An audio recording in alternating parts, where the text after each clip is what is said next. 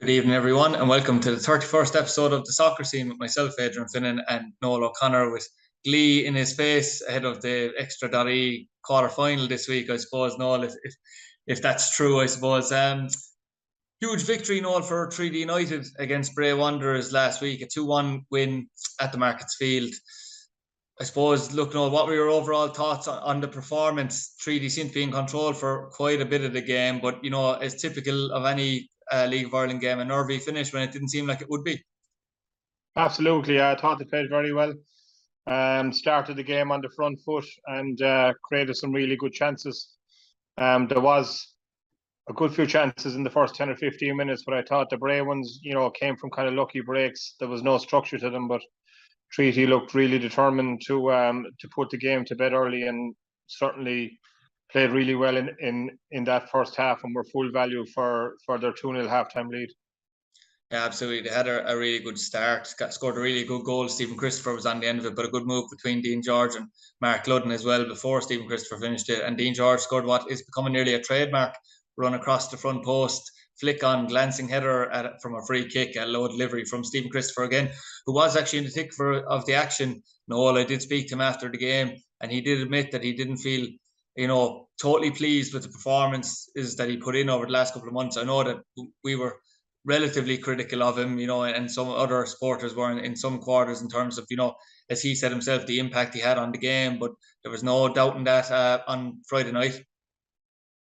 Yeah, listen, I thought he played really well, and I suppose just back to what, obviously guys don't go out not to play well, and I wouldn't be saying that we were critical, but we were just stating, what we see. And he was a player that was getting a lot of game time, and we were looking to see the contribution. I've often spoke about, the three things that you have to do in football: stop goals, create goals, and score goals. And he certainly wasn't ticking a lot of those boxes, for the amount of game time he was in. But listen, in fairness to him, he knew that himself. As I said, we weren't really jumping on him to criticise him, just stating facts. And we'd be the first to say that. Thought he played really well. He looked really bright in the game on Friday night. And, I thought the front four really for Treaty were very good. Dean George and the Curran as well, and Willie Armshaw, and they looked a real threat every time they got the ball forward. I think a lot of it was to do with the setup of Bray.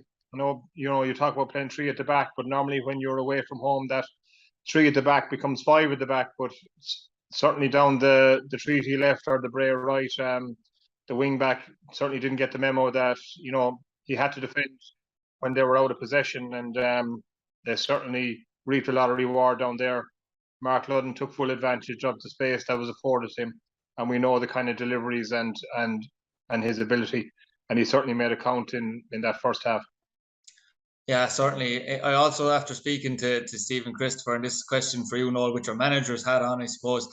I mentioned to him, was it maybe better for him, and did it boost his confidence even through a bad patch, that his manager seemed, for the want of a better expression, hell bent on, you're definitely in my team, Stephen, regardless of what else is going on or what form you're in, because we did sometimes question whether he might be left out for other players, and it was rare it happened. It did happen a couple of times, though. But just from your own perspective, I suppose even in your own career, did you ever have maybe a couple of players where you said to yourself, I really do think that their form will turn around, but I have to stick with them because it could be detrimental to their confidence if I take them out? Yeah, there's no doubt about that. And look, that could well be true, but then you also have the guys whose confidence are getting knocked because they're not getting game time, and they're looking in and saying, well, why is this guy who's not doing great getting the game time? Look, there's certainly merit in what you say, and and another side to that is sometimes you have to take guys out as well when things aren't going well, maybe to protect them and give them a chance to regroup and build them up again, off the pitch, if you like. And I know in my own time I've had to do that with a few guys, and generally over the longer term it does work. But look, Tommy picks his team and he's watching them training every week, and we just give our opinion on what we see on Friday nights or Saturday nights. Yeah, absolutely. One big boost for Treaty, Noel, although I was surprised to see how much game time he got, was Jack Lynch, the captain, coming back. I was surprised to even see him on the starting team when I arrived. I did realise that Ben O'Riordan wasn't there. I think that was through illness. if our sources are correct. He was missing Friday, so Jack Lynch was thrown in straight at the deep end. Obviously, on the positive side of it, Noel, coming into the back end of the season, he's a huge player for Treaty. We know that.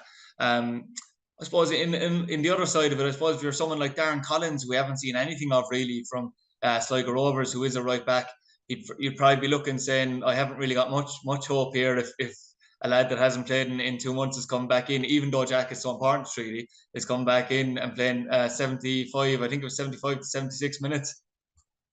Yeah, it was a strange one, I thought, in fairness, and it was great to see Jack back on the pitch. I thought he did really well in the first half. I expected him maybe to play the first 10 minutes of the second half and maybe come off then. And,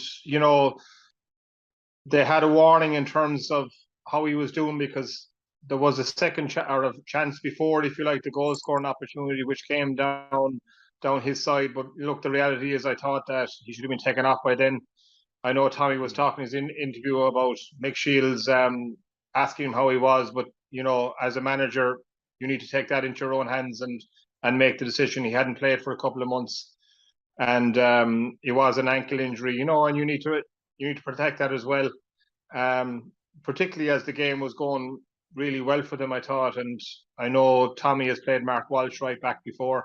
I thought that he was the obvious one to go back in. I don't think he would have weakened the team.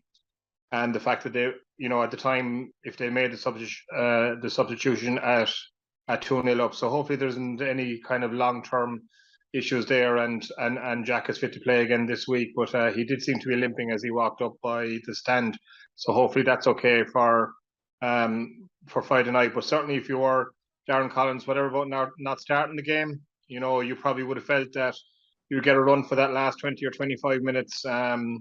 With the team being as comfortable as it was. So he'll certainly wonder what he has to do to get a bit of game time.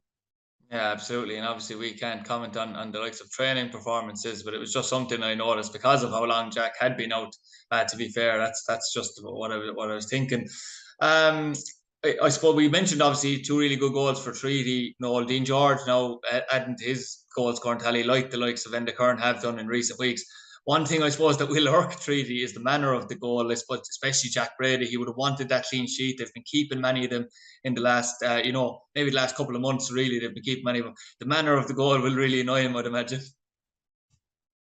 Yeah, look, they didn't cover themselves in glory. There's no doubt about it. I felt that,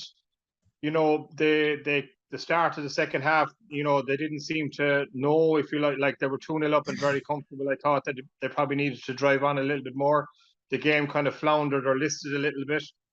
And to give Bray credit, they kept on trying to play. They were all the time trying to get the ball forward and pass it and move it around. But Treaty didn't show that same intent. I thought maybe if they show that intent again for the first 15 or 20 minutes of the second half and maybe added another goal and put the game to bed at that stage, well, then obviously, you're looking at taking off Jack Lynch and not having an early finish. But look, overall, they won't. No team is happy with any goal that they concede. But look, it was more than a comfortable 2-1 victory. If you look at the scoreline, it looks tight, but the reality is, if you were watching the game, it was a lot better than the scoreline suggested. Yeah, that certainly was the case. And obviously, the big news on the night, Noel, was coupled with that was obviously Athlone Town beating Wexford. So you've got a 9-point gap for Treaty now off the back of that, with 4 games left. I mean, no Treaty player or manager or coach will say that it's done and dusted, but you'd imagine you're as close to done and dusted as you can be with Wexford. With some of the fixtures Wexford have, they have to win every game, including playing Treaty on the final night. Surely that Treaty will get there. I suppose my question to you, Noel, isn't anything to do with that. It's more of a case of, I'm trying to think back to our pre-season predictions now, but do you think that it's a huge success that Treaty got there, or in your own opinion, was that what you were expecting from them, was kind of around a 5th place finish and getting to the playoffs this year? Yeah, I think we would have had them, I think 4th or 5th, certainly 5th anyway. I think they'd obviously be disappointed if they didn't. Look, it's great that there is that bit more excitement in the first division than maybe before, where people wouldn't be jumping up and down about coming 5th, but obviously it gives you a chance still of being promoted. So it can't be sneezed that they were 4th last year and they've come 5th this year. So there is a bit of consistency there. With the players that came in, the likes of Enda Curran, you know, you would have expected them to get there. There's some really, really good players in that team, and certainly players that clubs higher up in the league would probably want. I'm sure Galway are looking at Mark Ludden and Enda Curran now, and whatever about the manager, the fans are certainly saying, you know, if we had those two lads, you know, would we be closer to the top of the league? And they probably would be. So that's the advantage of where Treaty are, you know, in terms of the geography and what they can offer. And it's good that those kind of players will be attracted to play here, and it'll certainly give Treaty a chance to be competitive every season. Yeah, because I do obviously hear, you know, I mean, we know that their Treaty don't offer huge wages. It's just a small bit of expense now that they give out to players from what we know. And you know, the manager has made that clear in his comments. But I suppose, look, I just feel myself that outside of Wexford, I did expect that start of season with the way Athlone were, you know, a similar situation. Cove Ramblers didn't expect they were going to be so strong. And Bray, there's been an undercurrent in Bray all year over this merger, and things haven't been well. I was expecting Treaty to finish ahead of him. The only thing I will say, Noel, is I suppose with Ian Ryan there and his connections and their maybe proximity to Dublin, they obviously put up a big charge. So on that front, I suppose, is it a success that Treaty managed to finish ahead of him, especially considering I know that maybe Wexford have ambitions to improve their budget in the next couple of years. Yeah, and I certainly think next year that is going to happen. There was obviously no change to the budget this year, and from speaking to people who I know in Wexford, I'm well aware of what the budget is. And a little bit like Treaty, you know, there's obviously some high-profile players there, like Jenny Carpin, for example, but probably a bit like Enda Curran, he wanted to play at this level, and, you know, the money wasn't his motivating factor to go there. So that's the advantage of what Wexford have. I suppose from where they were last year, they're probably the most improved team in the division. And it's difficult, you know, to go up 2 or 3 places even is quite difficult. You can ask Athlone and Cove that, because they haven't made the same strides this year than Wexford have. But obviously being close to Dublin as well, there was a bit of because of their success in the Cup, I think as well, kind of put the spotlight on them in terms of what they could do in the division. But look, they're probably where they are. I think if they had gone beyond Treaty, it would have been a massive achievement, which they didn't do. And Treaty have them, you know, they're actually 9 points ahead of them. So they're probably where they want to be. And I suppose it'll be next year before you see more improvement. And it'll be difficult for Ian Ryan as well.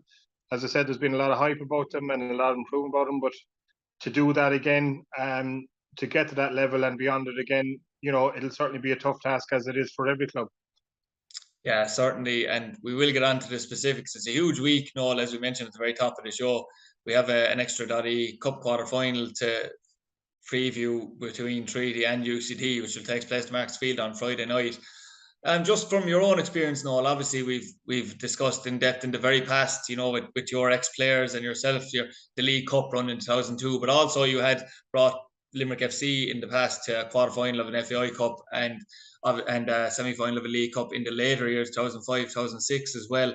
I was just wondering, Noel, you know, for players in the Treaty camp this week and like Tommy Barrett, is there a different feeling when you're, I suppose, not used to getting to maybe the latter rounds of these tournaments? Is there a different feeling in training? Is there a different buzz ahead of games like this?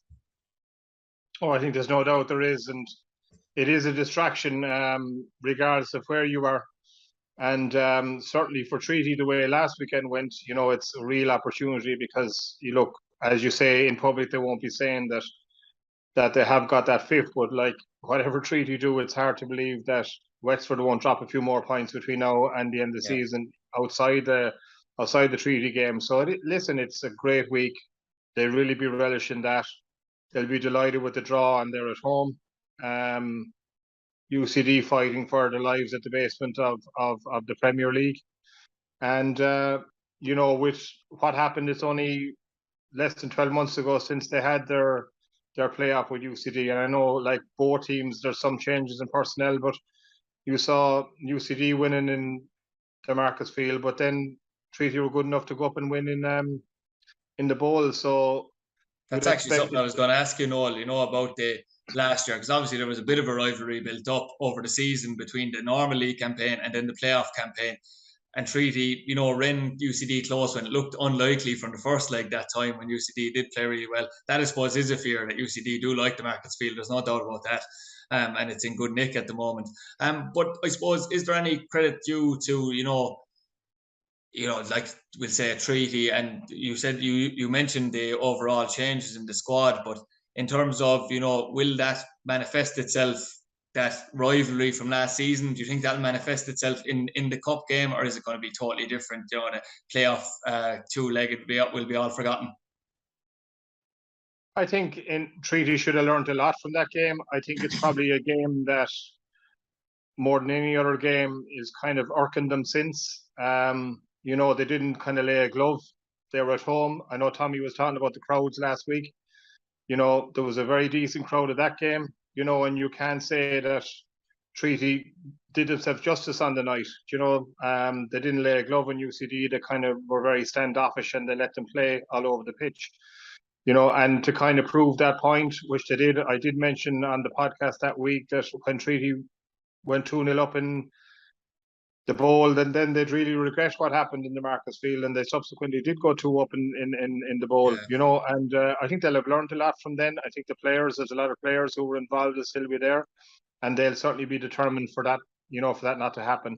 And this is a real opportunity because the FAI Cup draw has been really kind to Treaty this year so far, and in fairness to them, they've taken advantage of that kindness so far. And as quarterfinals go, it's been a kind draw as well, and I think it's a really winnable game for them. But it certainly won't be unless they go on the front foot and maybe be a bit like they were last Friday night against Bray, as opposed to the way they were, say, a fortnight previously or a week previously against Cove. Yeah, it would be interesting to see what performance we do get from Treaty on the night. It'll be full of determination, I'd imagine, regardless. Just to speak on the crowds, Noel, you touched on it slightly yourself there. I did hear of an article maybe that was in Limerick Post that suggested that you could have up to 4,500 at the match Friday. Unfortunately, I do not believe that would be the case. And maybe if we're playing Shamrock Rovers and they're bringing 2,000 down, we might have had some chance of having that. But obviously, UCD don't bring a big following, so it'll be all of Limerick that you'll be hoping for. Obviously, Noel, more realistically, you'd be hoping for maybe to hit the 1,000 mark. That might be more realistic, and you'd be hoping that would be the case with a quarterfinal in senior soccer on our doorstep for a change. As I mentioned last week, we've been starved of them, and we've discussed that in detail. Yeah, look, it's hard to predict what will be there. I think 1,000 would be great. You're kind of doubling your crowd, with 1,000. Mm-hmm. Again, we're talking about UCD. They were never a great draw. They're not even a great draw for themselves. But I think more importantly that it's a game that can really propel Treaty into the national news. I know Tommy was, we're going on a few weeks ago about how Wexford seem to be getting a lot more headlines, but certainly getting into the FAI Cup semi-final. And look, if you look at it, they'd be the team, if you like, that every journalist in Dublin will want to do a story about, because obviously they're going to be surrounded by the likes of whoever, Bohemians, Dundalk or Derry or Rovers or whoever, so they'll be the standout team there at that stage, you would think. So it's to focus on Friday night and maybe not repeat the mistakes of the home playoff game last season. Yeah, it will be interesting to see. UCD had a huge win against Dundalk last week, Noel, 3-2, which really boosts their survival bid, when Finn Harps also had a really heavy beating against Shamrock Rovers. A lot of people were saying, oh, geez, if UCD can do that to Dundalk, then obviously they can do it. In one way, I was thinking, maybe it's a negative going into the game, but in a positive sense, it also now heightens UCD's chances of staying up. So maybe their focus might slightly shift away from the quarterfinal, the fact that they now have a really realistic chance of avoiding automatic relegation. Yeah, well, I think that they'll see the value of it as well. They'll all want to play in an FAI Senior Cup final. They'd have been schooled in the Collingwood Cup and, the success of cup competitions. I actually probably had Treaty a bit stronger favourites myself in my head until I saw UCD beating Dundalk 3-2. There's certainly no negative to be found from that result. I think it'll boost their confidence as well. And it's really like anything. There, I think. Well, they'll want to keep that winning run going as well, won't they? Like if they can win now this weekend, then their next Premier game they're talking about. winning 3 in the bounce, which is something that they probably wouldn't have done this season so far. So look, I think it just probably makes it a little bit tougher for Treaty, I think. But look, we're certainly looking forward to the game. Yeah, absolutely. I suppose in terms of the team, Noel, for the game, wouldn't have really discussed or really thought in my own head that there'd be much changes to the Treaty team. I suppose the only conundrum is, is Ben O'Riordan going to come straight back in for Jack Lynch? Like, I suppose, Noel, you'd imagine so, considering the fact that would you play Jack Lynch twice in the space of a week after being out for 2 months, not playing any football? Well, I suppose what I would like to have done with him is maybe play him for 50 or 55 minutes last week, and then hopefully to get 65 or 70 out of him this week. That's the way that I would have been thinking. And I think if he is fit, I think that he should start again. And at least if Ben O'Riordan is okay, well, then there'll be an option on the bench that Tommy has a bit more confidence about in terms of making that change if he has to make it. But I'm sure that Jack will be willing to play in that match as well. It won't be lost on him the importance of that and the chance to get to an FAI Cup semi-final. Yeah, absolutely. On the UCD team, Noel, as well. I can't say I've watched an awful lot of UCD this year. I've followed the results and the likes. So, but from last year's playoff, obviously they don't have the likes of Cullum Whelan anymore in their ranks at the moment. And the young boy Lonergan has scored, I believe, 8 goals in 16 matches for UCD. He seems to be on quite form. He scored 2 goals against Galway as well. You also have the likes of Sean Brennan still there, Sam Todd. So when you actually looked at the team, which I have done obviously over the last couple of days, to try and familiarise myself with it a bit more, it just shows you like the task that Treaty have ahead of us. At the end of the day, as Tommy Barrett said, like they're Premier Division side. And he's right, and Evan Caffrey as well. You can throw into the mix, and Evan knows him. Yeah. I know Liam Kerrigan is another player that was a turn in Treaty side last year who isn't there as well. But look, they get 17 or 18 scholarships in every year. They're the best players in the country who haven't left the country at that age, if you like. And there's always that bit of quality and pedigree there. But the other side of that is, they don't have kind of the hardened pros like, Mark Walsh and Mark Ludden and even Enda Kern. They'd lack those guys, if you like, and that always gives you a chance. But there's certainly a team that you don't let them play in the front foot early and get a foothold in the game and get their confidence up. You'd certainly be determined to keep your thumb down on them in the first 10 or 15 minutes of the game and make it a battle. Yeah, hopefully we will be discussing a possible semi-final date, Noel, next week. And, a rare RTE appearance, that's for sure, in senior soccer in Limerick. We've had only about 4 or 5 in the last 12 or 13 years, but before that it was an even longer spell, I'd imagine. So obviously we'd be hoping that Treaty United can upset the odds. UCD will surely be slight favourites going into the game anyway, at least being the Premier Division outfit, but hopefully they can upset the odds, and we do wish Tommy and the team the best of luck going into that.